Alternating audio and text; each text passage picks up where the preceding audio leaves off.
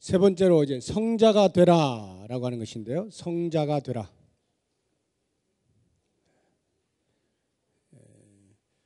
교사로서 이 성자가 되라라고 하는 것이 무엇을 의미하는 것인가?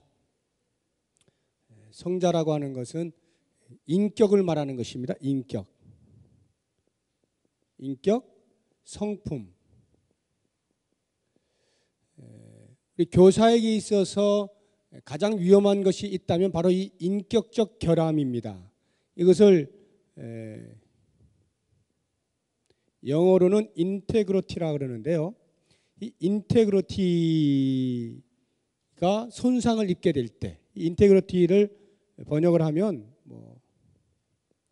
순수성 또는 성실성 또는 언행일치 이렇게도 번역을 할 수가 있겠습니다.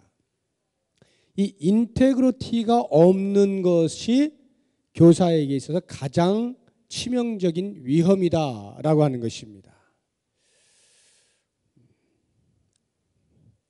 그래서 어떤 일을 좀 못하는 것은 좀 일 잘하는 사람이 좀 도와주고 할 수 있겠지만 이 인격적으로 결함이 있게 될 경우에는 좀 치명적이죠. 그래서 많은 악영향이 미쳐지게 되는 것이 사실입니다. 교사로서 갖추어야 할 기본적인 인격, 성품. 그러면 꼭 교사가 아니어도 그리스도인으로서 갖추어야 할 성품이 무엇이냐? 우리가 가져야 할 성품이 무엇이냐? 베드로 전선지 후선지 한번 찾아보십시오. 일단 제가 후서를 한번 써보고 전선지 후선지 좀 정확히 기억이 안 나는데 1장 4절 한번 후선지 전선지 제대로 썼군요. 베드로 후서 1장 4절 한번 찾아보십시오. 베드로 후서 1장 4절 거길 보면 우리들이 신자로서 가져야 할 성품, 인격이 어떠한 것이냐라고 하는 것이 나오는데요. 같이 한번 읽어보겠습니다. 베드로후서 1장 4절 시작. 이로써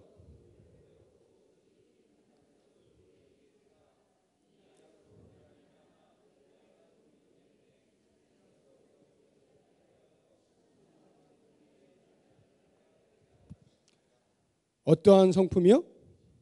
신성한 성품. 이게 옛날 성경, 개역 성경에는 뭐라고 되어 있었어요?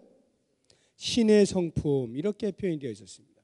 신의 성품에 참여하는 자가 되게 하려 함이라. 신성한 성품, 우리가 가져야 할, 하나님께서 우리를 하나님의 백성으로 부르시고 그 백성된 자들에게 요구하시는 성품이 어디까지냐? 신성한 성품, 신의 성품에까지 이르기를 원하신다는 것입니다. 하나님의 성품을 갖는 자리에까지. 그러니까 우리의 인격이라고 하는 것은 내년도 우리가 교육이라고 하는 것으로 초점을 맞추어서 표를 걸지 않았습니까? 그 표가 뭐예요? 범사에 그에게까지 잘할지라. 이게 뭡니까? 범사에 예수 그리스도처럼 되어지는 거기가 우리의 교육의 목표다 이런 말 아니겠습니까? 이게 곧 신성한 성품에 참여하는 것이죠. 이러한 성품이 우리가 가져야 할 최종 목표치다라고 하는 엄청난 고상하고 수준 높은 성품입니다. 이러한 성품을 향하여 우리가 한 걸음 한 걸음 걸어가는 것이죠. 이걸 가리켜서 인테그리티라 이렇게 말을 하는 거예요. 이런 인테그리티가 상실되면 그 다음부터는 신뢰가 깨어져서 더 이상 어떤 말을 해도 잘 안 먹히죠. 이것을 회복하기까지는 상당한 애씀이 있어야 될 것입니다. 그래서 교사는 또는 구역장은 하나님의 말씀으로 가르치는 그 학생들에게 또는 구역원들에게 이런 부분에서 흠이 나지 아니하도록 최선을 다해서 성실하게 언행일치를 하면서 그렇게 감당을 해 주어야 한다라고 라고 하는 것입니다. 이게 바로 성자가 되라 라고 하는 말의 의미입니다. 그 다음에 두 번째로 자신이 직접 말씀의 임상실험이 되라.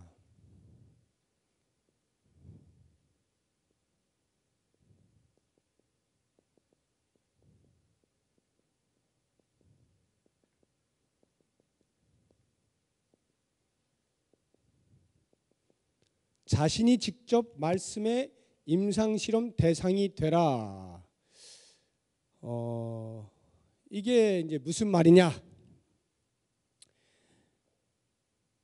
내가 가르치는 학생들이 있어요. 내가 말씀으로 가르치는 구역원들이 있어요. 근데 그 구역원들에게 말씀을 가르치는데 자, 이렇게 하십시오, 저렇게 하십시오, 하나님 말씀이 이렇습니다, 저렇습니다, 그러니 이렇게 사십시오 라고 해놓고 자기 자신은 그 말씀에 대하여 대상자가 아닌 것처럼 빠져나와 있으면 안 된다, 이런 말이에요. 무엇보다 먼저 나 자신이 그 가르치고자 하는 말씀, 깨달은 말씀의 임상실험 대상이 되어라 라고 하는 것입니다.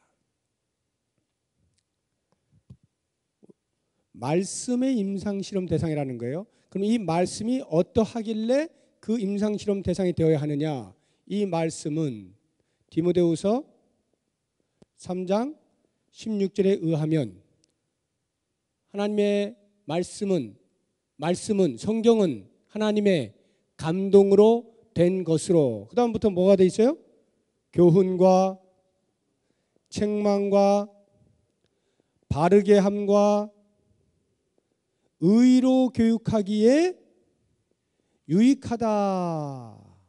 이것이 하나님의 말씀의 힘이에요. 교훈과 책망과 바르게 함과 의로 교육하기에 유익하니, 그래서 그 말씀이 우리들 어떻게 만든다는 거예요. 3장 17절에 우리로 온전한 사람이 되어 선한 일을 행할 능력이 있게 하려 함이라. 온전한 사람으로 만드는 힘이 하나님의 말씀에 있다라고 하는 것입니다. 우리가 이 말씀을 가르치는 자잖아요. 이렇게 온전한 사람이 되어질 그 말씀을 가르치는 자로서 그 가르치는 자가 먼저 온전한 사람이 되어지도록 임상실험이 대상이 되지 않으면 안 되겠죠. 한번 다 같이 찾아보겠습니다. 골로새서 1장 28절 29절 한번 찾아보십시오. 골로새서 1장 28절 29절.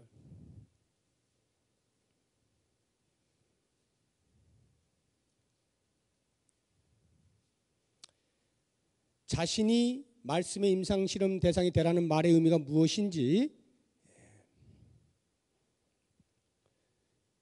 찾으셨으면 다 같이 시작.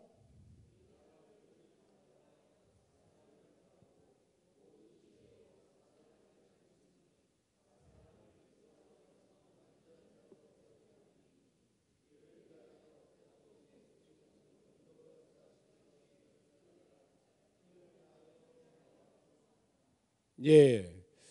자, 좀 길다 보니까 좀 이렇게 했는데 그걸 보시면은 28절에는 우리가 그를 전파하여 각 사람을 권하고 모든 지혜로 각 사람을 가르침은, 우리가 하나님 말씀을 가르치는 자가 가르침은 목적이 뭐라는 거예요? 각 사람을 그리스도 안에서 완전한 자로 세우려 함이니. 가르치는 자의 목적이 뭐라는 거예요? 그 배우는 사람을 그리스도 안에서 완전한 자로 세우려 한다라고 하는 것이죠. 이 완전한 자가 온전한 자죠. 그러면 무엇의 목적과 같아요? 하나님의 말씀의 목적과 같죠. 하나님의 말씀이 하나님의 사람으로 온전하게 하잖아요. 3장 17절에 그렇죠?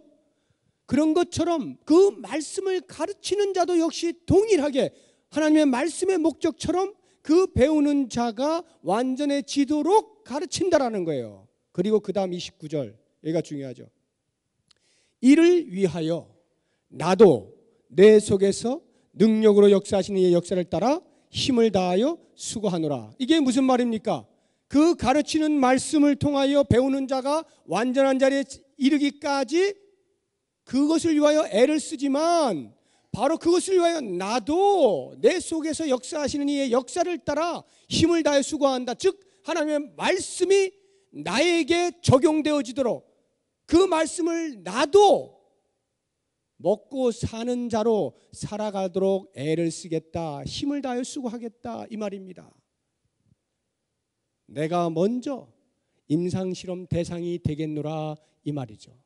이게 얼마나 중요한 것입니까? 교사가 나 자신에게 대해서는 말씀을 적용시키지 아니하고 학생들에게만 한다면 얼마나 어불성설이냐 이 말이에요. 그래서 세 번째, 말씀을 적용할 때 필터링을 중지하라. 우리 이대성 청년님 감사합니다. 너무 잘 지어집니다. 예. 밑에를 잘 받쳐주셔가지고. 예. 세 번째, 필터링을 중지하라.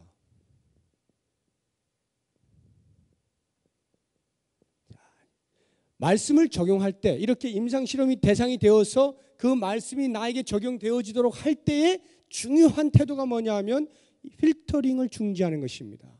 이 필터라고 하는 게 뭡니까? 정수기가 있으면은 필터를 놓으면은 물이 떨어져서 필터를 통하여 이렇게 떨어지는 물만 정수되는 물이잖아요. 거른다라고 하는 거죠. 거른다는 게 필터잖아요. 자, 이 정수기의 필터는 나쁜 것을 걸러내고 좋은 것만 먹는다라고 하는 면에서 필터링 하는 게 좋죠. 그러나 하나님 말씀을 적용시킬 때는 나에게 적용을 시키고자 할 때 하나님 말씀이 들어옵니다. 들어오는데 내가 여기다가 필터를 갖다 놔요. 그리고는 필터를 통과한 것만 내가 적용하겠다라고 할 때 이 필터가 어떤 필터를 제가 말을 하고 있는 것이냐 하면 내 개인의 종교적인 관습이 있겠죠. 오랜 시간 동안 내가 교회 생활을 하면서 하나님 말씀을 뭐 이렇게 저렇게 들으면서 나도 모르게 쌓여 있는 내 종교적인 관습이라고 하는 필터를 놓지 말라는 것입니다. 고정관념을 놓지 말라는 것이에요. 하나님 말씀이 내 안으로 들어올 때에 고정관념이라고 하는 필터를 놓고 거기에 통과하는 것만 적용시켜서는 안 된다는 것입니다. 나의 인생의 경험이라고 하는 필터를 놓지 말라는 것입니다.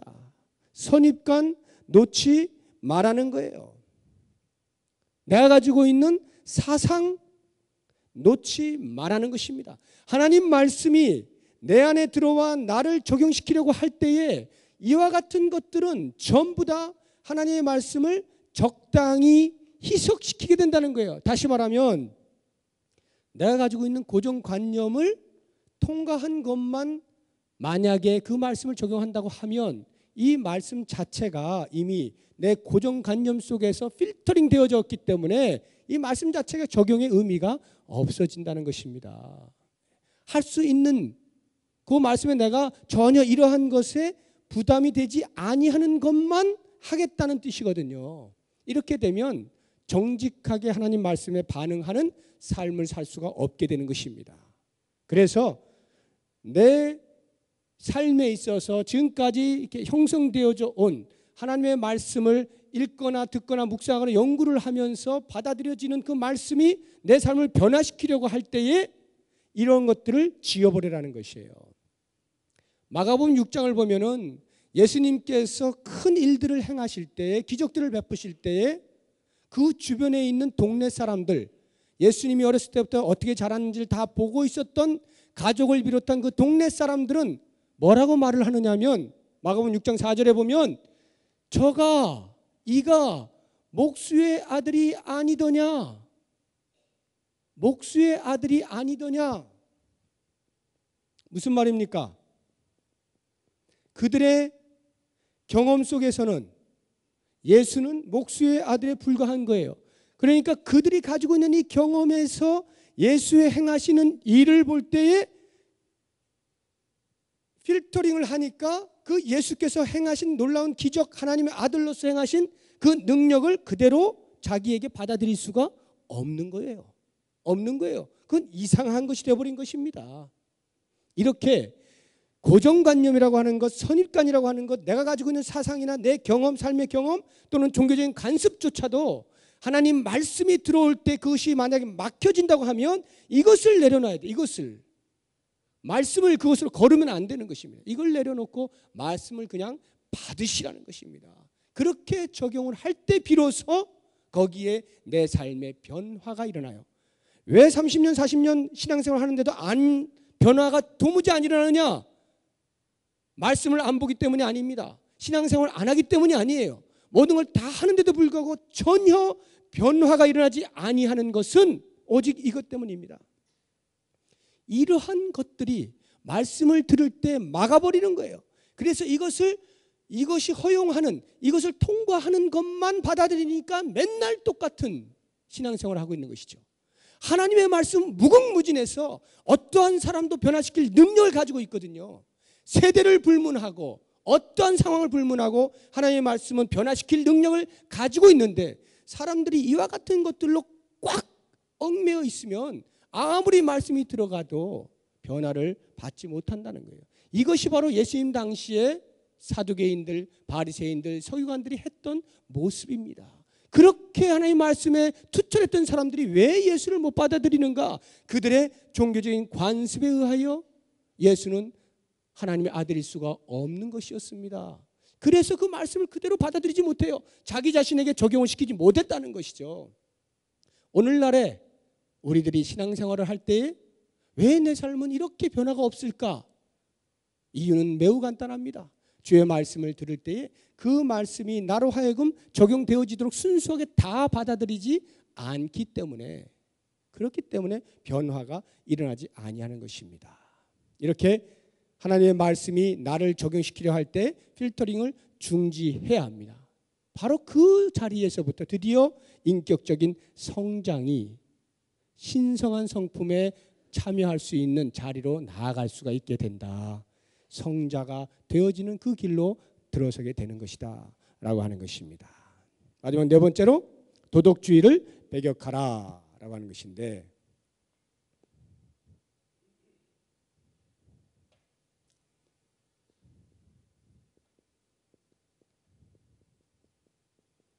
자, 이 도덕주의를 배격하라는 말이 무슨 말이냐 하면, 우리가 성자가 되라라고 하는 이 말, 인격이다 또는 성품이다 라고 하는 말을 강조하다 보니까 자칫하면 어디로 가게 되냐면 이것이 도덕주의로 흐를 수가 있게 됩니다.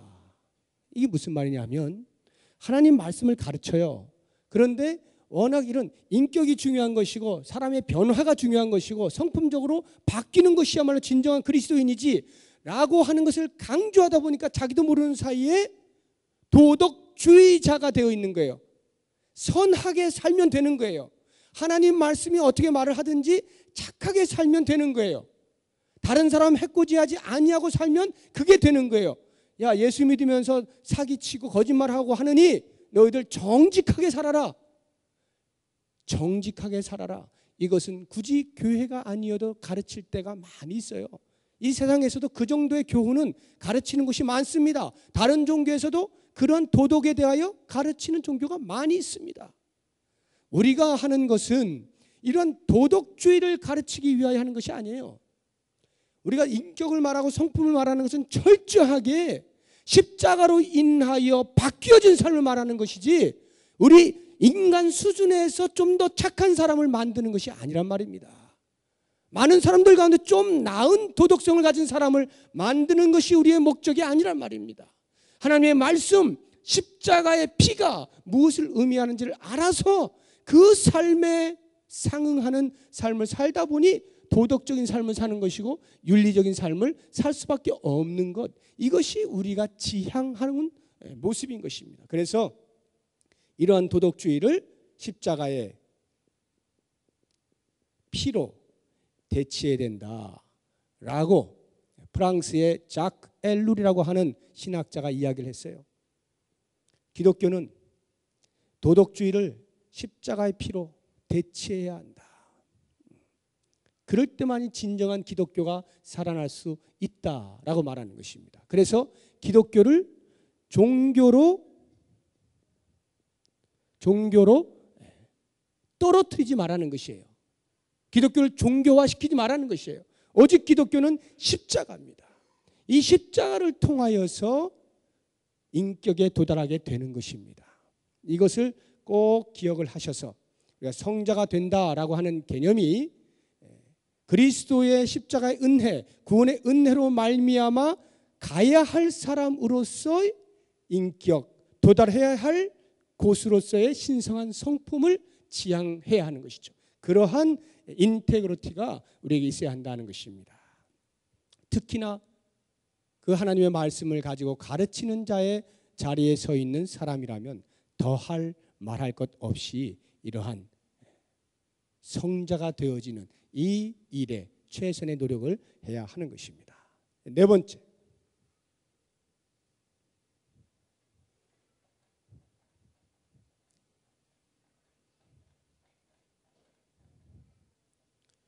전도자가 되라라고 하는 것인데,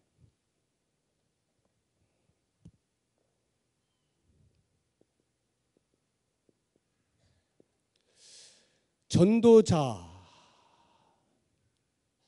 성경에 나타나고 있는, 성경에 흐르고 있는 하나님의 마음을 좀 읽어주십시오라고 하는 것입니다.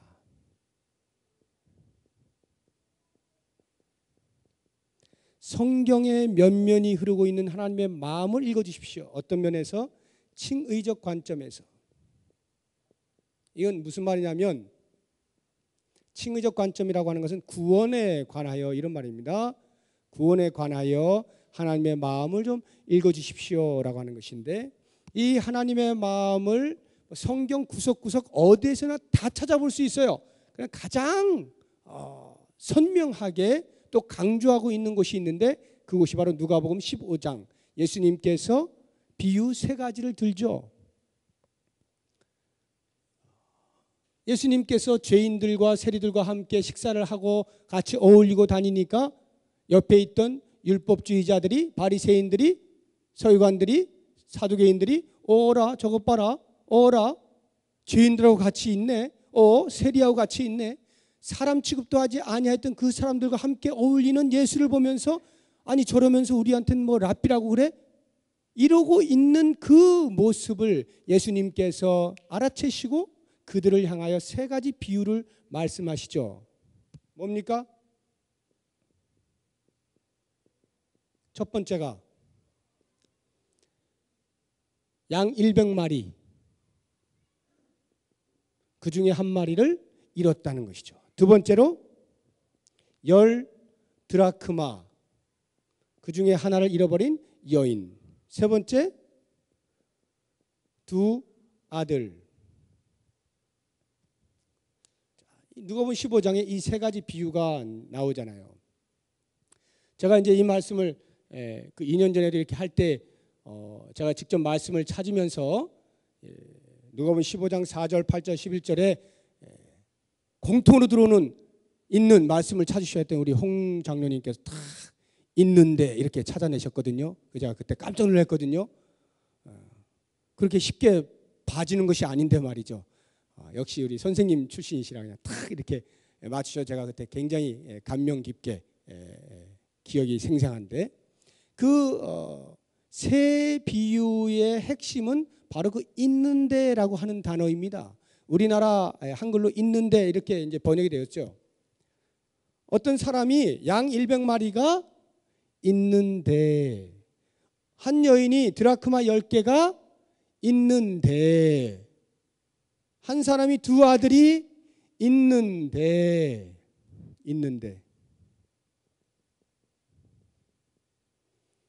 이걸 영어로 표현하면 have라고 하는 것입니다. have, 가지고 있다 이런 말이에요. I have a pen 이러면 나 펜 가지고 있습니다 이런 말이거든요. I have a pen. 그러면 이 펜이 누구 거라는 거예요? 제 거란 말이에요. have란 뜻이 그런 거예요. I have a pen 하면 이 펜 내 거야 이런 말이에요. 나에게 속한 거야, 내 소유야 이런 말입니다. 그러면 여기서 지금 양 100마리가 있는데 드라크마 10개가 있는데 두 아들이 있는데 라고 하는 것은 전부 그 주인의 소유다 이런 말이죠. 양 100마리 목자의 소유다 이런 말이에요. 10드라크마 여인의 소유다 이런 말입니다. 두 아들 아버지의 소유다 이런 말입니다. 아버지께 속했다는 거예요. 있는데 여기에 하나님의 마음이 서려 있는 거예요. 모든 하나님의 백성들이 원래 다 하나님의 백성들이었어요. 이 땅에 있는 모든 인류가 다 하나님의 백성들이었어요.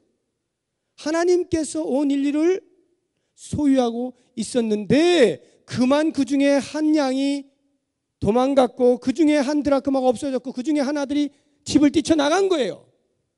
인류의 모습입니다. 그러한 인류의 모습에 대하여 주인들이 어떻게 반응하느냐라고 하는 것입니다. 어떻게 반응해요? 99마리 놔두고 한 마리 찾아 산울가로 들로 산으로 찾아 나간다는 거죠. 9개 드라크마 놔두고 1개 드라크마 찾으려고 온 방을 등불을 켜고 샅샅이 비로 쓸어가면서 찾는다는 거죠. 돌아올 아들을 동구 밖에서 내내 기다리면서 아들을 맞이한다는 것이죠. 그리고는 그 결과로 어떻게 한다는 거예요? 너무너무 기뻐서 잔치를 벌인다라고 하는 것입니다. 잃어버린 양을, 잃어버린 드라크마를 잃었다고 생각했던 아들을 다시 찾는 그 기쁨에 겨워서 잔치를 벌이는데 혼자 벌이는 게 아니라 동네방네 다 불러서 전체가 다 잔치에 참여하도록 한다라고 하는 게 이 세 비유의 핵심 아닙니까? 자, 그러면 이렇게 이 비유를 말씀하신 이유는 바로 하나님께서 잃어버린 인류를 향하여 끝까지 기다리시고 그들이 돌아오기를 간절히 소망하시고 돌아올 때에 말할 수 없이 기뻐하시며 온 백성들과 더불어 잔치를 벌일 준비를 다 하고 계시는 하나님 아버지를 그려내고 있는데 왜 예수님께서는 그러한 그 죄인과 세리들과 함께 먹는 그 모습에 눈을 동그랗게 뜨면서 왜 죄인과 세리랑 함께 먹는가라고 할 때에 그들의 마음속에 이 세리와 세인, 잃어버린 사람들을 찾고 있다라는 하나님의 마음을 알려주면서 왜 세 번이나 같은 목적을 가진, 같은 뜻을 가진 비유를 세 번이나 했을까라고 하는 것입니다. 왜 그랬겠어요? 똑같은 목적 아니에요? 지금 똑같은 목적인데 왜 세 번씩이나 그 긴 시간을 계속해서 비유를 달리하면서 말을 했을까? 제가 이거에 대해서 고민을 하면서 왜 그랬을까? 물론 강조입니다. 물론 강조예요. 세 번이나 했으니까 강조하는 것이죠. 그냥 강조인가? 똑같은 무게를 가지고 있는 강조인가? 곰곰이 제가 묵상을 해보니까 이런 것 같아요. 뭐 이게 뭐 절대 진리는 아닙니다만 한번 들어보십시오. 야, 너희들이 양 100마리 있는데 한 마리 잃어버렸어. 너 찾으러 갈 거야, 안 갈 거야? 이렇게 묻는 거 아니겠어요, 예수님이? 그러니까 그들의 마음속에는 당연히 찾으러 가죠. 한 마리 얼마나 아까워요. 그러니까 찾으러 간다라는 것이죠. 그런데 가만히 들어보니까 그러면 너들 왜 죄인하고 세인하고 내가 이렇게 같이 죄인하고 세리들하고 같이 그들을 찾기 위해서 하는데 왜 말이 많어? 이렇게 하면 할 말이 별로 없잖아요. 그래서 이 바리새인이 속으로 그러지 않았겠어요? 아유 뭐 제가 뭐 99마리나 있는데 뭐 한 마리 꼭 뭐 찾고 싶지만 안 찾을 수도 있지 않겠어요? 이렇게 말을 할 수도 있겠다는 거죠. 그러니까 예수님께서 그 다음 강도를 높이는 거예요. 그래? 그러면 야 이건 양이니까 그렇다 치고 너 그럼 돈 생각해보자. 돈 어떠냐? 더 아깝죠? 찾아야 되는데 또 이렇게 되면 또 예수님의 거기에 넘어갈 것 같아. 아유 뭐 내가 9드라크마나 있는데 1드라크마 뭐 아깝지만 못 찾을 수도 있죠. 뭐 이렇게 말을 할 수도 있지 않겠어요? 그 다음 예수님께서 꺼내든 히든 카드가 두 아들이야. 그래? 자 여기 두 아들이 있다. 너 두 아들이 있는데 한 아들이 집 나갔어. 너 어떻게 할래? 다시 돌아오면 어떻게 할 거니? 아유 뭐 나 또 아들이 있는데요. 뭐 그 아들 뭐 이럴 사람 있습니까? 아무리 파렴치 아니라 할지라도 생각이 없는 사람이라 할지라도 자기 아들 10명이 있다 해서 그 한 명을 받아들이지 않을 것입니까? 100명이 있다 해서 그 한 명을 우습게 여길 것입니까? 적어도 아들 할 때는 이게 문제가 달라지는 거예요. 특히나 유대 사회에서 그 자녀들을 통하여서, 특히 남자들을 통하여 이 대를 이어가는 그러한 사회에서 아들에 대한 중요성이라고 하는 것은 굳이 말할 필요가 없잖아요. 예수님께서 결정타를 날리는 것입니다. 점점 강도를 높이다가 결정타를 날리는 거예요. 정말 너가 이것도 하고는 아들 카드를 딱 내미는 거예요. 너 사람도 네 아들이 만약에 그렇게 됐는데도 안 찾을 거냐? 다른 아들이 있어서 놔둘 거냐? 말을 못하는 거죠. 더 이상 말을 못하는 거예요. 예수님께서 하시는 말씀이 그것입니다. 하나님의 마음이 바로 이와 같은 것이다. 너희들은 이미 하나님의 백성이라고 부름받았지만 잃어버린 백성들이 있는데 그 백성들이 바로 너희가 보고 있는 죄인들이요 세리들이다. 그들을 다시 찾기 위하여 내가 지금 만나고 있는데 왜 말이 많느냐, 이거 아니겠어요? 여기에 바로 하나님의 마음이 흐르고 있다는 것이죠. 우리가 이런 말씀을 볼 때에 하나님의 마음을 좀 읽자라고 하는 것입니다. 아하, 하나님께서는 바로 이 일을 가장 중요하게 여기시는구나. 가장 중요하게 여기시는구나. 그래서 어저께 우리가 교회의 본질 가운데서 세 번째 선교라고 하는 핵심 사역을 하면서 제가 교회를 뭐라고 표현했습니까? 교회란 선교적 교회다, 이렇게 표현을 해드렸잖아요. 미셔널 처치다, 선교적 교회다 라고 하는 말의 의미가 무엇이냐면 교회 자체가, 존재 자체가 선교를 위하여 존재한다, 이런 말입니다. 있는 그 자체가 곧 선교다, 이런 말이에요. 우리 교회에서 뭐 선교를 하는 게 아니고 교회 자체가 하나님의 선교란 말이에요. 이걸 가리켜서 미시오 데이라 그래요. S가 하나 더 있죠. 미시오 데이, 하나님의 선교다. 하나님의 선교. 교회가 곧 하나님의 선교로 존재한다는 거예요. 우리가 누군가를 파송하고 보내고 돕고 하는 게 아니라 우리 자체가 하나님으로부터 보냄을 받은 자들이다. 무엇을 위해서요? 잃어버린 자를 찾기 위하여. 이게 하나님의 마음이에요. 이게 하나님의 마음입니다. 교사가, 하나님의 말씀을 가르치는 자가 바로 이와 같은 하나님의 마음을 읽지 못하고서야 무엇을 가르칠 수 있겠습니까? 왜 하나님의 말씀을 가르치느냐? 이와 같은 성경에 흐르고 있는 하나님의 마음, 면면이 흐르고 있는 그 하나님의 마음을 드러내기 위하여 가르치는 거 아니겠습니까? 그런 면에서 교사가 먼저 전도자가 되어야 하는 것 너무나 당연한 것이죠. 너무나 당연한 것이에요. 그래서 두 번째, 우리가 사도행전을 계속 지금 공부하고 있는데 주일마다 말씀으로 제가 드리고 있는데, 그래서 전도자는 다른 말로 하면 증인이다라고 하는 것입니다. 증인. 이 증인이라고 하는 것을 어원적으로 먼저 보게 되면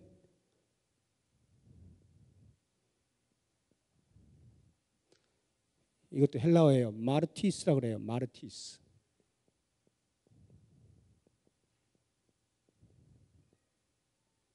증인이라는 번역되어진 이 말의 원어 헬라어가 마르티스라고 하는 것입니다. 이 말에서 영어에 무엇이 나왔느냐면 마터라고 하는 단어가 나왔어요. 마터. 마터가 뭐냐? 순교자라는 뜻입니다. 그러니까 그 당시에 증인이다 라고 하는 말은 곧 뭐라는 거예요?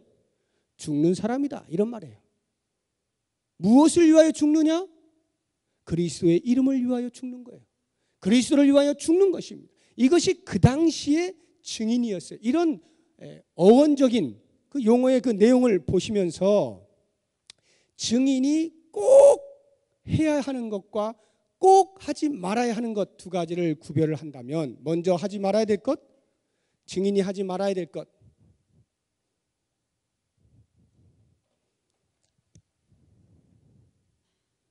하지 말아야 할 것 첫째, 거짓 증언을 하면 안 된다라고 하는 것입니다. 거짓 증언을 하면 안 돼. 증인이 거짓 증언을 하면 안 돼. 이렇게 거짓 증언을 할 때의 죄목을 뭐라고 하냐면 작위의 죄다 이렇게 말해요. 작위의 죄. 작위라고 하는 것은 내가 스스로 행함으로써 짓는 죄. 살인을 행함으로써 짓는 죄. 살인죄가 작위의 죄예요. 도둑질을 했어요. 그건 무슨 죄라 그래요? 도둑질한 거? 이거 뭐라 그러죠? 그 절도죄. 예, 절도죄라 그러죠? 절도죄. 절도죄가 작위의 죄예요. 내가 행함으로써 짓는 죄, 작위죄. 거짓 증언. 증인이 거짓으로 증언하는 거예요. 이런 일이 있을까요, 없을까요? 있죠. 많이 있습니다. 성경상에도 많이 있죠. 제가 아합 얘기 어저께 했잖아요. 아합이 나봇의 포도원을 못 뺏어서 끙끙거릴 때 이세벨이 내가 뺏어줄게요 하고는 어떻게 해요? 거짓 증인을 세우잖아요. 그래서 저 사람이 왕을 모독하고 하나님 모독했다 이래가지고 거짓 증언을 하게 만들어서 돌로 쳐 죽이게 만들잖아요. 거짓 증언이 생기는 거예요. 스데반이 돌에 맞아 죽을 때도 어떻게? 거짓 증인들을 세워서 그들이 거짓 증언을 함으로써 돌에 맞아 죽게 만들죠. 예수님도 마찬가지죠. 거짓 증언에 의하여서 죽잖아요. 증인이 하지 말아야 할 거짓 증언을 했기 때문에 의인이 죽게 되는 것입니다. 두 번째, 하지 말아야 할 것. 이게 굉장히 중요한데 꼭 하지 말아야 할 것. 침묵이라고 하는 것입니다. 자, 증인이 하지 말아야 할 것, 침묵. 침묵하면 안 된다 이런 말이에요. 우리 이 사회에서 증인이 침묵할 수 있습니까, 없습니까? 침묵할 수 있죠. 증인이라고 해서 다 증언대에 쓰는 것 아니잖아요. 본인이 원치 않으면 안 서도 되는 것입니다. 법적으로 강제적으로 집행할 아무런 법이 없어요. 왜냐하면 증인이 자칫 잘못 증언하다가 해를 당할 수도 있기 때문에 전적으로 증인의 자발성에 의하여서 증언대에 서게 돼 있어요. 오늘날의 법에는. 그래서 정말 중요한 증언을 해야 되는데도 불구하고 예를 들어서 뭐 마피아라든가 조폭단체에 어떻게 연루가 되어진 큰 건을 해결할 수 있는데 이 증인이 증언을 안 해줘갖고 못할 때 경찰은 발을 동동 굴리잖아요. 그래서 그럴 경우에 미국의 경우에는 어떤 프로그램을 돌리냐면 WPP라고 하는 프로그램을 사용합니다. 이게 뭐냐면 Witness Protection 프로그램이라고 하는 거예요. 위트니스, 증인을 보호하는, 프로텍션, 보호하는 프로그램을 해요. 이게 무슨 말이냐면 정말 이 사람이 증언을 해주지 아니하면 안 되는 엄청나게 국가적으로 아주 중요한 건수예요. 그럴 때에 나라에서는 이 사람의 신변이 너무나 위험하기 때문에 본인이 원치 아니할 때 이 사람의 신변을 보호해주는 장치를 마련해요. 그래서 타협을 보는 것입니다. 우리가 나라에서 전적으로 당신의 신변을 보호하겠어. 어떻게 보호하느냐? 주민등록증을 바꿔버려요. 이름을 바꿔버려 아예. 사는 곳이고 뭐고 완전히 알지 못하게 완전히 다른 사람으로 만들어버려요. 그러면 증언을 하고 나서도 조폭들이 찾질 못해. 그러한 프로그램이 있어요. 그래서 정말 중요한 경우에 이런 프로그램을 통해서 증언대 서게 만들고 일을 해결하는 일들이 있습니다. 우리나라는 아직 이게 없어요. 그래서 정의롭게 나서다가 죽은 사람이 많죠. 증언하다가 죽은 사람이 실제로 많아요. 그래서 잘 증언을 안 하려고 그래 사람들이. 이게 악순환이에요. 악순환. 우리나라 좀 이런 걸 좀 했으면 좋겠어요. 그래서 정말 중요한 경우는 내가 좀 신분이 바뀌더라도 나라를 위하여서 좀 증언할 수 있는 이런 일들이 좀 있으면 좋겠는데 아무튼 이 세상에는 증인이 침묵한다 하여서 법적으로 강제 집행을 할 권한은 전혀 없다는 거예요. 그런데 성경은 그렇게 말하지 않아요. 성경은 침묵하는 것을 죄라 말을 하는데 이런 죄를 가리켜서 무슨 죄라고 그러겠어요? 이 자귀의 죄의 반대니까 부자귀의 죄다. 이 부자귀의 죄라고 하는 것은 뭐냐면 이 부자귀의 죄라는 말은 이 사회에서도 있는 죄목이에요. 이게 뭐냐면 해야 하는데 하지 않는 죄예요. 해야 하는데 하지 않는 죄. 예를 들어서 노모를 이렇게 밥을 먹여드리고 생활할 수 있게 해야 하는 자녀의 의무가 있는데 그걸 방치해 두었어요. 이제 한 10일밖에 안 지난 갓난 아이에게 젖을 먹여야 할 엄마의 의무가 있는데 그걸 안 하고 3일 내내 방치를 했어요. 이건 뭐냐면 젖을 먹여야 하는 작위를 하지 아니한 부작위의 죄라 그래요. 이런 죄들이 있어요, 이 사회에. 그러한 죄목이 성경에서 증인이 침묵할 때 바로 부작위의 죄다라고 말을 하고 있는 것입니다. 레위기 5장 1절 한번 찾아보십시오. 레위기 구약성경 5장 1절.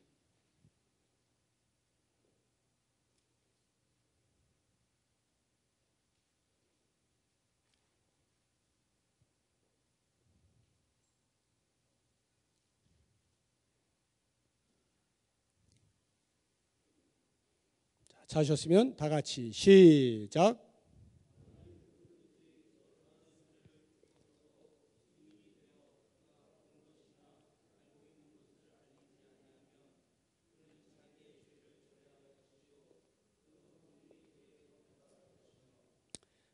뭐라고 되어 있어요? 증인이 되어서 그가 본 것이나 알고 있는 것을 알리지 아니하면 그가 자기의 죄를 져야 할 것이요 그 허물이 그에게 돌아갈 것이며 부작위의 죄를 말하고 있는 것입니다. 말해야 되는데 안 하고 침묵하고 있다? 죄라는 거예요. 하나님의 말씀의 증인으로 부름받은 사람이 당연히 말씀을 전해야 하는데 전하지 아니하면 부작위의 죄가 있다는 것입니다. 침묵하면 죄라는 거예요. 굉장히 무서운 것이죠. 교사가 하나님의 말씀을 가르치는 자가 이와 같은 하나님의 마음을 읽고도 모르는 척하고 있으면 부작위의 죄를 짓는 것이다 이런 말이에요. 아우 내가 지금은 좀 약해서요. 좀 강해지면 할게요. 그게 아니라는 거죠. 침묵하는 그 자체가 죄다 이런 말이에요. 그래서 우리는 언제든지 입을 열 준비가 되어 있어야 하는 거예요. 언제든지 하나님의 말씀, 그 하나님의 마음, 그것을 전할 준비가 언제든 되어 있어야 돼요. 이것이 바로 전도자입니다. 이게 바로 증인이에요. 그러면 증인이 반드시 해야 될 것은 이것과 반대겠죠. 반드시 해야 될 것은 뭐겠습니까? 거짓 증언이 아니라 참 증언이겠죠. 참 증언. 참 증언이란 말이 무슨 말이에요? 본대로 진술하는 것을 말하는 것이죠. 참 증언이란 본대로 진술하는 것을 말하는 것입니다. 사도행전 4장 한번 찾아보십시오. 빨리 우리 성경 좀 찾아봐야 되는데 사도행전 4장 19절 20절 19절 20절 본대로 진술해야 된다라고 하는 것에 대해서 베드로가 이렇게 이야기를 하고 있습니다. 다 같이 시작. 베드로와 요한이 대답하여 이르되 하나님 앞에서 너희의 말을 듣는 것이 하나님의 말씀을 듣는 것보다 옳은가 판단하라. 우리는 보고 들은 것을 말하지 아니할 수 없다 하니. 보고 들은 것을 말하지 아니할 수 없다. 본대로 진술할 수밖에 없다 이거예요. 증인은 마땅히 본대로 진술해야만 한다라고 하는 것이죠. 그것이 증인의 삶을 살았던 베드로의 말입니다. 두 번째로 침묵하는 것이 아니라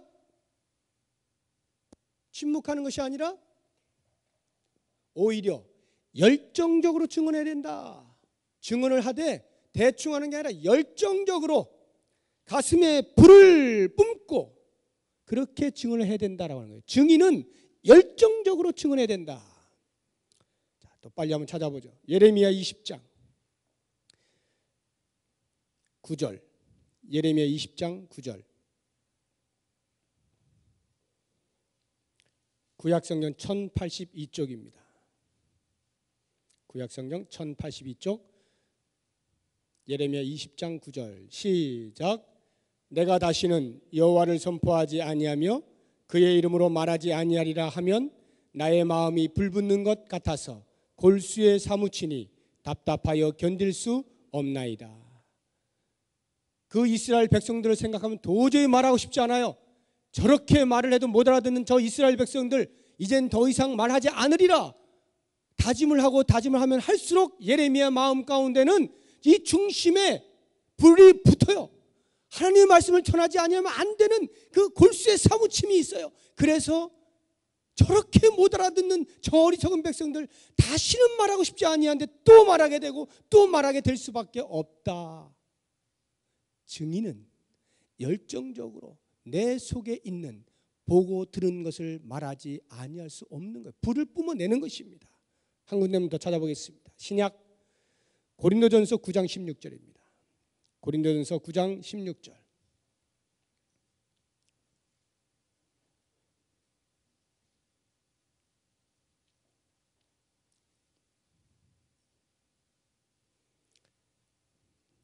고린도전서 9장 16절 시작. 내가 복음을 전할지라도 자랑할 것이 없음은 내가 부득불 할 일임이라. 만일 복음을 전하지 아니하면 내게 화가 있을 것이로다. 복음을 전하지 아니하면 내게 화가 있을 것이라고 하는 그러한 열망으로 사도 바울은 늘 복음을 전했어요. 내가 복음 전하지 않으면 하나님께로부터 화가 임할 거야 라고 하는 어떤 두려움으로서의 말이 아니라 그 정도로 내 속에서는 견딜 수 없는, 말해야만 하는 열정이 있노라, 이 말이에요. 터져 나오는 고백입니다. 본 것을 들은 것이 너무나 사실적이고 너무나 진리이고 너무나 생명적인 것이기에 그것을 나 혼자 간직할 수가 없어서 외칠 수밖에 없다. 이게 증인이에요. 반드시 해야 되는, 열정적으로 하는 것이다 라고 하는 것입니다. 그러면 본대로라고 하는 이 뭘 봤다는 거예요. 증인이 뭘 봤느냐, 진술의 내용이 뭐냐 이거죠. 진술 내용이 뭐예요? 한마디로 복음이죠. 복음이죠. 예수를 믿으면 산다 이 말이죠. 예수의 십자가가 우리를 살렸다 이 말이죠. 오직 그리스도의 십자가 안에서만 참된 구원이 있다, 생명이 있다. 복음이죠. 진술 내용은 이것입니다. 그러므로 증인이 이 핵심을 놓친 채 변방을 가지고 자꾸 이야기하면 안 돼요. 물론 이러한 복음이 주는 놀라운 여러 가지 일들이 많이 있지만 그런 변방을 가지고 자꾸 이야기를 하면 안 된단 말이에요. 예수 믿으면 복을 받고, 예수 믿으면 행복해지고, 예수 믿으면 평안해지고, 예수 믿으면 병도 낫고, 예수 믿으면 돈도 잘 벌리고, 이것은 전부 따라오는 거예요. 안 그렇게 될 수도 있어요. 예수 믿는다고 다 그렇게 되는 게 아니에요. 그러나 변함이 없는, 예수 믿으면 반드시 일어나는 것이 있는데 그게 뭐예요? 구원받는 거죠. 생명을 얻는 것이죠. 이것이 복음이란, 이 복음 핵심을 말할 수 있어야 돼요. 진술을 할 때는 여기에 불을 뿜어야 된다는 것입니다. 와봐, 좋은 친구들도 많은데 이건 변방이라면 변방의 것이란 말이에요. 그러니까 복음은 놓친 채 만약 변방만 이야기한다면 글쎄요. 물론 상황에 따라서 변방으로부터 시작해서 핵심으로 갈 수도 있겠죠. 그것은 뭐 시간 차이라고 보더라도 제가 지금 말씀드리고 있는 것은 이걸 놓쳐서는 결코 안 된다. 진술할 때 진술의 내용의 핵심, 복음을 놓쳐서는 절대로 안 된다. 이런 말입니다. 복음. 이것이 우리의 진술의 내용이 되어야 한다라고 하는 것입니다. 그러니까 여러분 그 학생들에게 예를 들어서 전도를 하게 한다든지 아니면 교사로서 직접 전도를 한다든지 할 때에, 야, 너희들 학생 시절 얼마나 피곤하고 힘드냐, 교회 오면 정신 집중도 잘 돼, 안정감 있잖아. 물론 그렇게 접근해서 와서 복음으로 이렇게 할 수도 있겠죠. 물론 그렇게 하시려면 그렇게 하세요. 그러나 만약 복음은 놓치고, 야, 정신 수양도 되고 좋잖아, 그것으로 만약 끝나면 여러분들은 증인이 아닙니다. 증인의 삶을 산 것이 아니에요. 반드시 복음 핵심을 전달해 주어야 한다라고 하는 것입니다. 이것이 바로 교사로서 전도자가 되는 삶의 의미입니다. 또는 구역장으로서, 또는 한 그리스도인으로서 이와 같은 삶을 살아줘야 한다는 거예요. 이게 3이 아니라 4죠? 예, 4. 이제 5, 마지막. 끝을 향하여 달려가고 있습니다.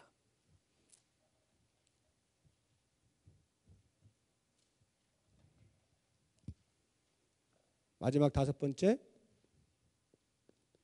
목회자가 되라.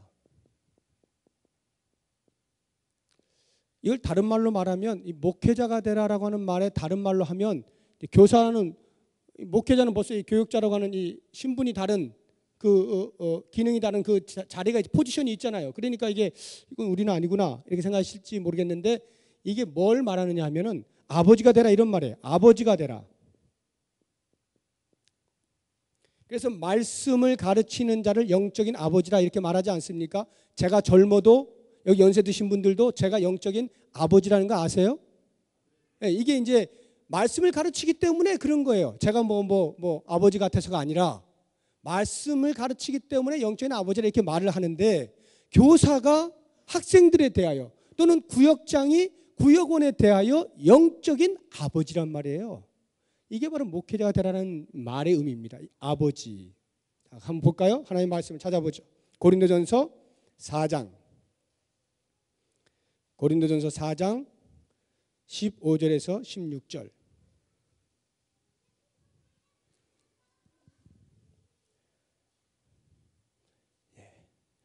자, 고린도전서 4장 15절 16절 다 같이 시작. 그리스도 안에서 1만 스승이 있으되 아버지는 많지 아니하니 그리스도 예수 안에서 내가 복음으로써 너희를 낳았음이라. 그러므로 내가 너희에게 권하노니 너희는 나를 본받는 자 되라. 그리스도 예수 안에서 스승은 많대요. 스승은 많은데 아버지가 많지 않다는 거예요. 이게 무엇을 말합니까? 말씀을 가르치는 자는 스승으로 존재하는 것이 아니라 아버지로 존재해야 된다는 거예요. 아버지의 마음으로 존재해야 한다. 이것이 말씀을 맡은 자의 자세다 이런 말입니다. 그래서 사도 바울은 당당하게 디모데를 믿음으로 낳은 아들이라 말하고 디도를 믿음으로 낳은 아들이라 말하는 것입니다. 낳은 아들이다 말하는 거예요. 난 아버지로서 너에 대하여 하나님 말씀을 가르쳤노라 이렇게 이야기하는 거예요. 그러면 스승으로서 가르치는 것과 아버지로 가르치는 것이 과연 무엇이 다르냐? 스승은 한계가 있어요. 한계가. 아버지는 한계가 없어요. 끝이 없다고요. 스승은요, 어느 정도 하다가 스승으로서 더 할 것이 없다 하면 손을 내려놓는 게 스승이에요. 그러나 아버지는 죽을 때까지 아버지야. 죽을 때까지 아버지야. 끝까지 책임져요. 그런 면에서 말씀에 흐르는 하나님의 마음을 한 번 더 읽어라라고 제가 부탁을 드리는 것인데 이때의 하나님의 마음은 성화적 관점입니다.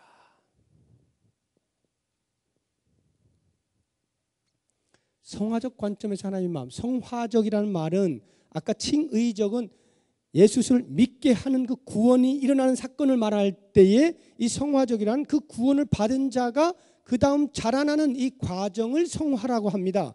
그러한 이 과정, 그리스도를 믿는 사건은 순간에 일어나요. 그러나 그 다음부터 살아가는 모든 삶은 다 과정이에요. 훨씬 많은 시간이죠. 이 시간 동안에 일어날 하나님의 마음은 과연 어떠한 것이냐, 우리를 향한 하나님의 마음은 어떠한 것이냐를 읽고 그 마음을 조차 그렇게 살면 그것이 곧 아버지의 마음으로 사는 것이다 라고 하는 것이죠. 여기에 크게 제가 네 가지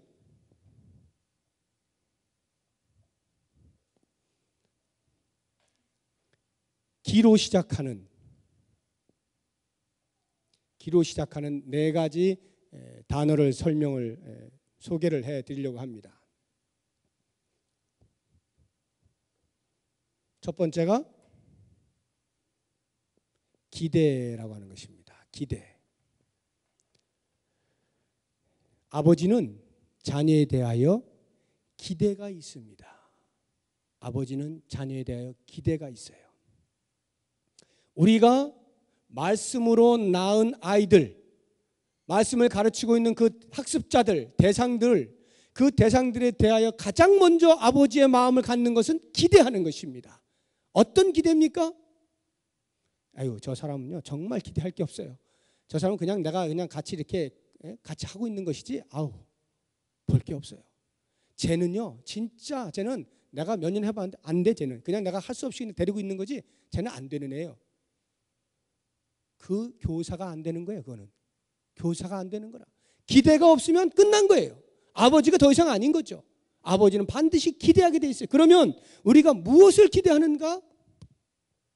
그 아이가 또는 그 사람이 뭐라는 거예요? 하나님의 작품인데, 작품 가운데서도 무슨 작품? 걸작품이에요. 한 사람 한 사람이 하나님의 걸작품으로 지음을 받았다라고 하는 것이죠. 제가 말씀드렸죠? 작품과 상품의 차이는, 상품은 비교가 돼. 비싼 게 있고 싼 게 있어. 좋은 게 있고 나쁜 게 있어요. 작품은 그러질 않아요. 요즘은 작품도 상품화 해가지고 비싼 작품이 있고 싼 작품이 있습니다만, 순수 예술에서의 작품은 그 자체로 인정이에요.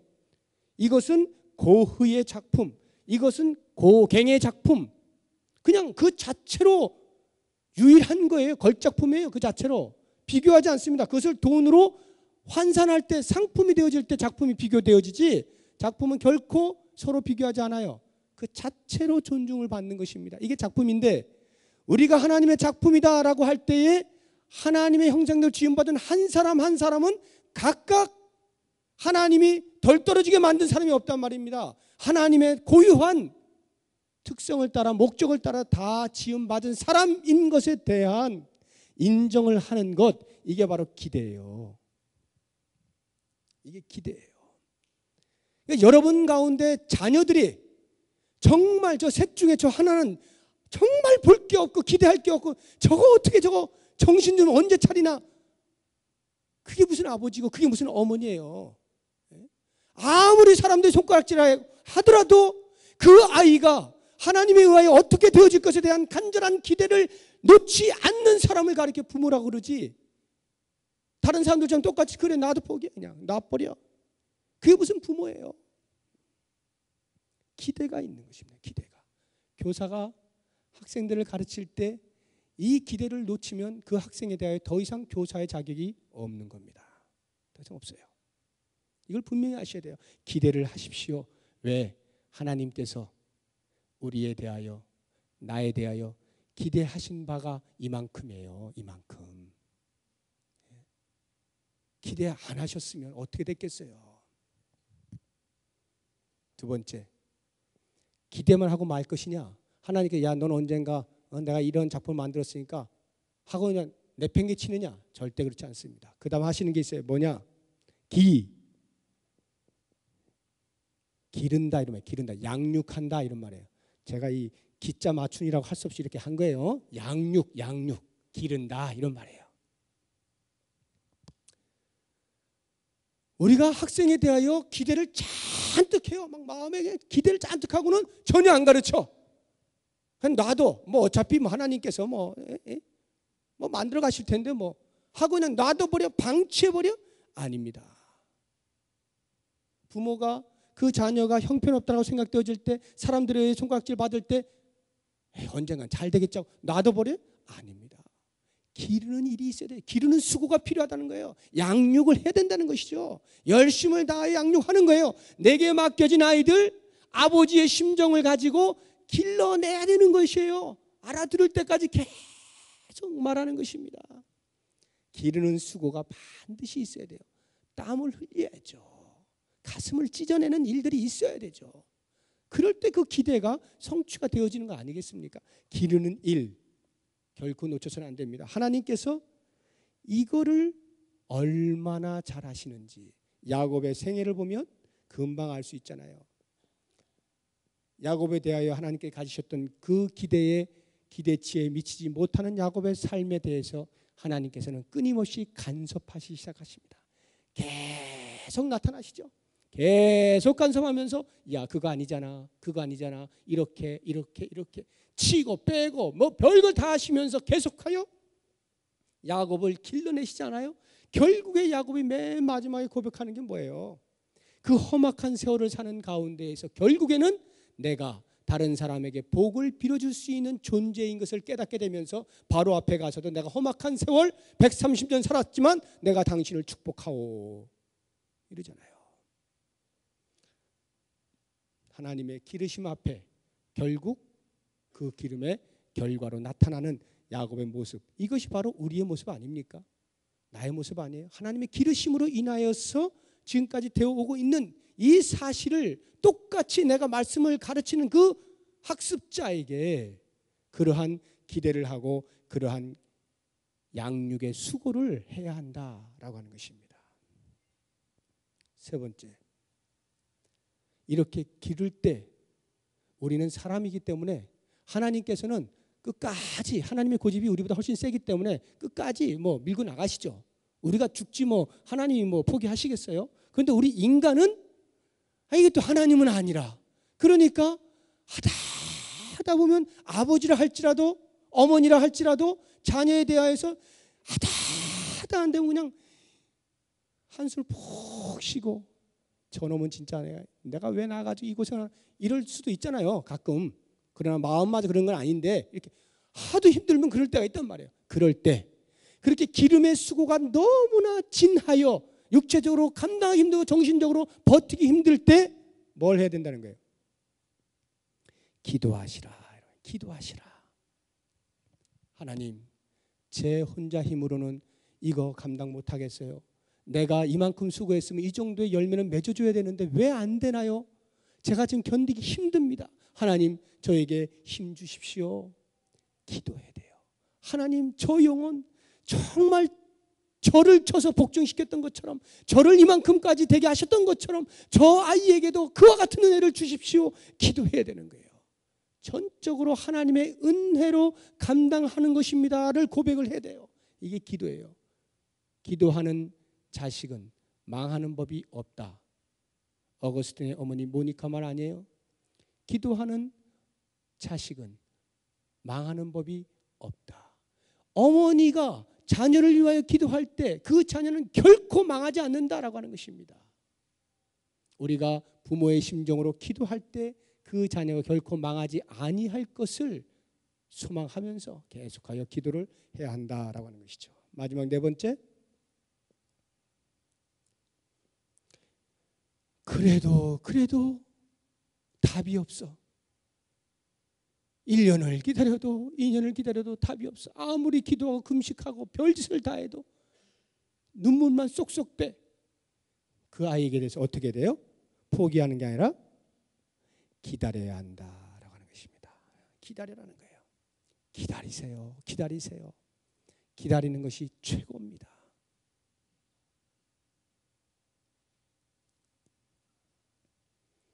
이 기다림은 하나님보다 더 지독하게 기다리시는 분은 안 계시죠.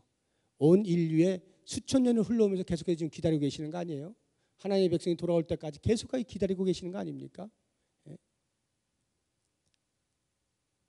모든 사람이 구원을 얻는 데까지 기다리시는 하나님의 그 심정, 그 하나님의 성경에 나타나고 있는 마음을 우리가 읽고 우리가 가르치는 학생들에게, 구역원들에게, 우리의 자녀들에게 이와 같은 기다리는 인내가 필요하다는 거예요.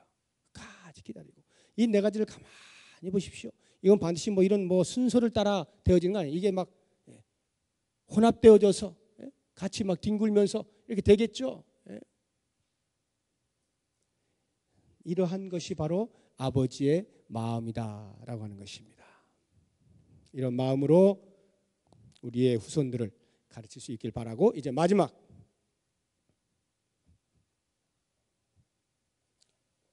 아버지가 되라라고 하는 데에 있어서 마지막 두 번째, 사랑으로 동기화하라. 이게 무슨 말입니까? 사랑으로 동기화하라는 것은 우리가 가르치는 이유가 뭐냐는 거예요. 내가 무엇의 동기를 받아서, 어떤 동기부여를 받아서 이 일을 감당하느냐라고 할 때 그 동기부여는 곧 사랑이다라고 하는 것입니다. 다시 말하면 우리가 교사로, 구역장으로 누군가를 가르치는 자리에 있을 때 그 바탕은 사랑이라라고 하는 것입니다. 사랑. 반드시 사랑을 동기로 하여 감당할 수 있어야 한다라고 하는 것이에요. 여러분들이 잘 아시는 19세기 말에서 20세기 초까지 한 시대를 풍미했던 심리학의 대가 지그문트 프로이트라고 하는 사람 아시죠? 이 프로이트라고 하는 사람이 정신과 의사이기도 하고 심리학자였잖아요. 이 사람이 이런 말을 했어요. 기독교가 아가페 사랑을 이야기하잖아요. 아가페 사랑, 무조건적 사랑을 이야기하니까 비웃으면서 택도 없는 소리 말아라. 어떻게 이 가까이 자기 가족들조차도, 자기 가족들이나 주변에 있는 이웃들조차도 진정으로 사랑하지 못하면서 어떻게 저 멀리 심지어는 알지도 못하는 사람을 사랑한다라고 헛소리 하느냐. 아가페라는 거예요. 네 주변에 있는 사람도 제대로 사랑 못하면서 무슨 어디 저 먼 데 있는 사람? 예수님께서 온 인류를 위해서 사랑을 해가지고 십자가에 못 박혀 죽었다고? 이렇게 말하는 거예요. 그래서 사람은 모든 사람을 사랑할 수 없다. 이렇게 결론냈어요. 모든 사람을 사랑할 수 없다. 또 한 가지 더 무서운 이야기. 모든 사람은 사랑받을 가치가 있는 것이 아니다. 모든 사람이 전부 사랑받을 가치가 있는 것은 아니다. 그러니까 사랑받을 만한 사람이 따로 있다 이런 말이에요. 뿐만 아니라 모든 사람을 다 사랑할 수도 없다 이런 말이에요. 이게 한 시대를 풍미했던 심리학자의 결론입니다. 여러분들은 어떻게 생각하세요? 이런 부분에 대해서 우리 기독교가 아가페 사랑을 말하고 있잖아요. 무조건적인 사랑. 우리에게 맡겨진 양떼들, 학생들, 구역원들, 성도들, 우리의 자녀들, 그 자녀들을 아버지의 심정을 가지고 과연 끝까지 사랑하면서 할 수 있느냐라고 물어봤을 때 여러분들은 어떻게 대답을 하실 수가 있겠습니까? 기독교에서는, 성경에서는 누구까지도 사랑을 하래요? 원수까지도 사랑을 하라 그러잖아요. 그래서 아가페 사랑 아닙니까? 원수까지도 사랑하라. 그러면 한번 생각해 보세요. 여러분, 원수는 둘째치고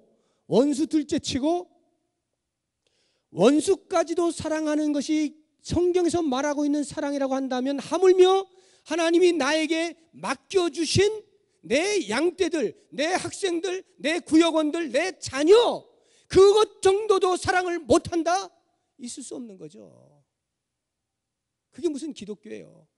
원수도 사랑해야 하는 것이 기독교인데 그건 둘째치고 내 맡겨진 양떼도 사랑하지 못한다. 기독교인이라 말할 수 없는 거죠. 그런 면에서 여러분, 우리는 원수도 사랑할 수 있는 힘이 나로부터가 아닌 그리스도로부터 오는 것이지만 그것을 차치하고서라도 이 말씀에 근거하여서 적어도 우리가 할 수 있는 부분부터 보자고요.